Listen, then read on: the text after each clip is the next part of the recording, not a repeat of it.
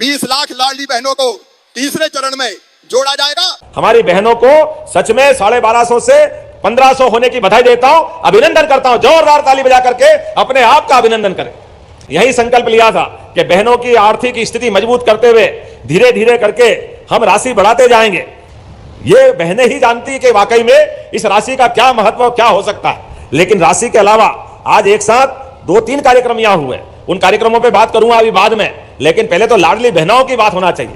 बहनों, आपके जीवन में हमें ये आनंद है, हमारी सरकार बनने के बाद, मोदी जी की सरकार के बाद अब हर महीने रक्षाबंधन और भाई दूज हो रहा है। ये सौभाग्य की बात है, आपके हाथ में राशि पहुंचते हुए ही ऐसा लगता है कि बहनों का आशीर्वाद मिल गया।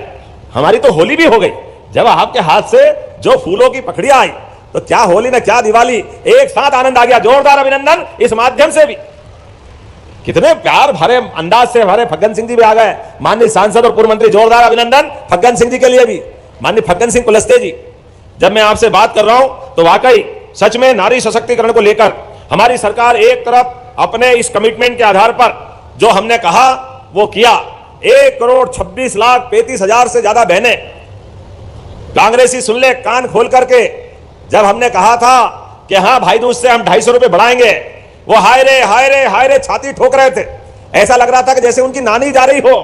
पता नहीं क्या हो जाता कांग्रेसियों को जब हम अपनी बहनों को राशि देने की बात करते हैं। कहां से दे दोगे, पैसे ही नहीं है। अरे आंखें हो तो देख लो और कान हो तो सुन लो। बहनें भी बोल रही थी और हमारा माइक मंच से भी बोल रहा है, डंके की चोट 250 मिला के 1500 रुपए मिले और हर महीने देते रहेंगे, दुनिया की कोई ताकत नहीं रोक सकती। बड़े बेशर्मी से बोल रहे थे, कहां आर्थिक रूप से हालत खराब है, नहीं दे पाओगे, जैसे वो आकर के हमारा खजाना रोज चेक कर रहा हूं। उनका खजाने तक तो अधिकार आप जनता ने दिया नहीं, वो तो सामने ही बैठ के बात करेंगे, क्योंकि जो सत्ता में रहता है व्यवस्था उसके साथ चलती है।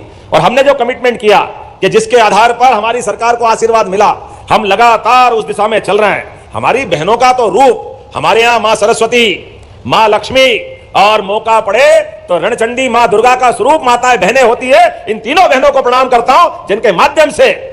नमस्कार दोस्तों, आज सभी लाडली बहनों की किस्त जारी होने वाली है। जी हां दोस्तों, और किसानों की भी राशि 2000 रुपए की किस्त उनके खाते में डाली जाएगी। तो सभी लाडली बहनों किसानों के लिए सबसे बड़ी खुशखबरी। और लाडली बहना तीसरा चरण के लिए मोहन यादव बड़ा फैसला। लाडली बहनों, चिंता मत करना, लगातार आगे बढ़ते जाना है, तुम्हारी जिंदगी बदलना है। भारतीय जनता पार्टी को जो अभियान चालू हुआ वो लगातार निरंतर जारी रहेगा। महिला सशक्तिकरण हमारी पहली प्रतिबद्धता है।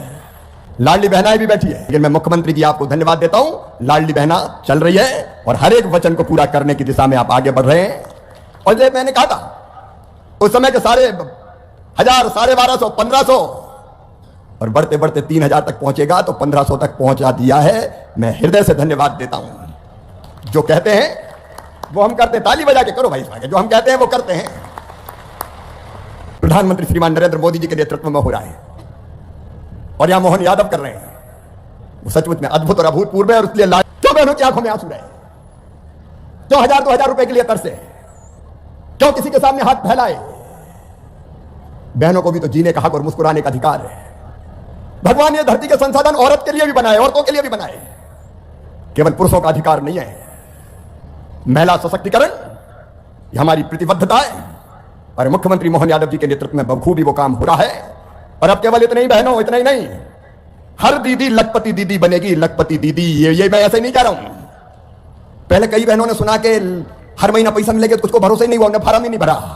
अब कहती हम रह गए, हम रह गए, हम रह गए। मैं आज फिर कह रहा हूं, हर बहन लखपति दीदी बनाई जाएगी। प्रधानमंत्री नरेंद्र मोदी जी के नेतृत्व में उनकी आमदनी बढ़ाने का अभियान चल रहा है आजीविका मिशन के माध्यम से।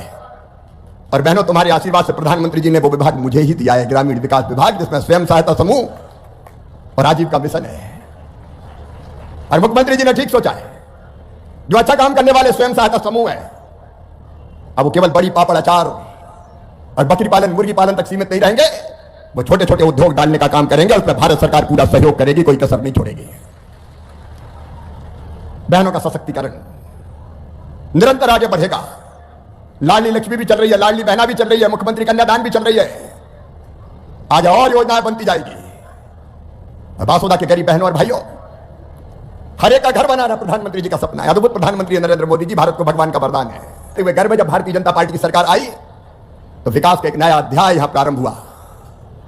बांध, सगड़ बांध, बगर्रू हो, डैम हो, कोटा बैराज हो, मैं आज विस्तार में नहीं जाना चाहता। एक नहीं, कई सिंचाई की योजनाओं पे काम।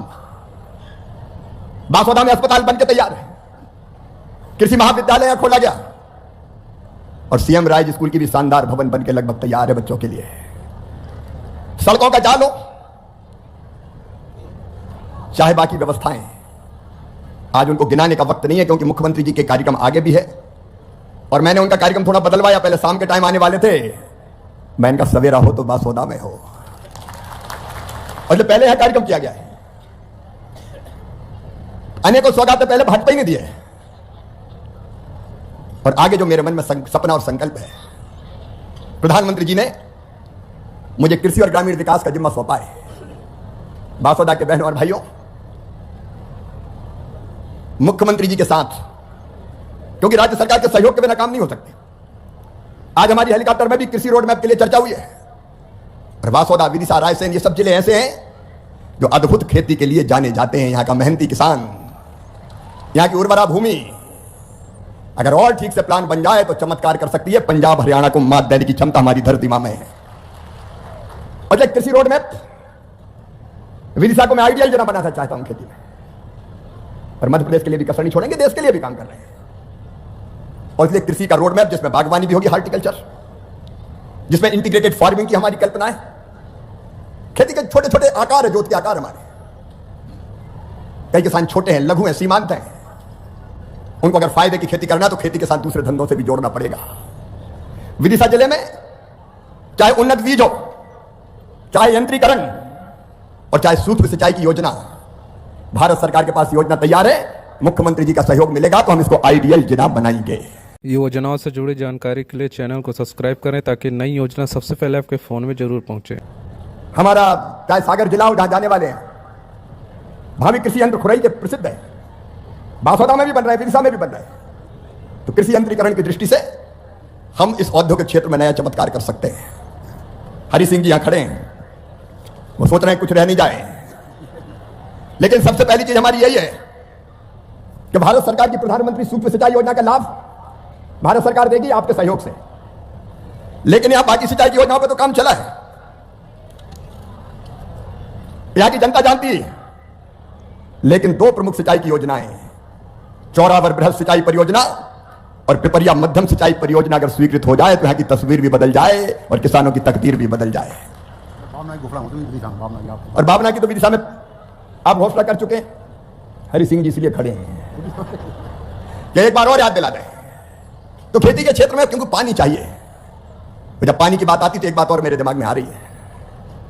हमारे पास बेतवा मैया, मेरे पास वाटर सेट का डिपार्टमेंट भी है, और मैं योजना एक बनवा रहा हूं, बेतवा सदैव प्रवाहमान रहे, बहती रहे, इसकी योजना वाटर सेट की स्कीम के अंतर्गत भारत सरकार की। लेकिन यहां तो बेतवा में पानी रहता ही है, विदिशा में सूख जाती, बासोदा में बहती रहती है। बात सही है ना? 12 महीने यहां बहती है, और यहां पारासरी मैया बीच से जाती है। और इसलिए मैं समझता हूं सब बासोदा वासी और आसपास के क्षेत्र की जनता की भावना है कि अगर बेतवा जी का पानी पारासरी में डाल दिया जाए, दोनों को लिंक कर दिया जाए, जोड़ दिया जाए। योजनाओं से जुड़ी जानकारी के लिए चैनल को सब्सक्राइब करें ताकि नई योजना सबसे पहले आपके फोन में जरूर पहुंचे। किसानों को नया जीवन भी दे देगा। बोलो सही बात है कि नहीं? अरे बोलो यार, ऐसे नहीं, सही बात है कि नहीं? और इसलिए इसका सर्वे पहले करवा लीजिए। वाटर सेट की स्कीम से भी पैसा आ सकता है और राज्य सरकार भी पैसा लगा सकती है। पहले एक बार मेरा आग्रह कि सर्वे करवा लें, और ये फिजिबल हो तो ये नदी जोड़ो, छोटी नदी जोड़ो का एक नया प्रोजेक्ट मध्य प्रदेश के अंदर ही हम लोग क्रियान्वित कर सकते हैं, आप क्रियान्वित कर सकते हैं। एक बात और मेरे मन में आई, यहां की मिट्टी तो सोना उगलती है, लेकिन पत्थर भी कम नहीं है।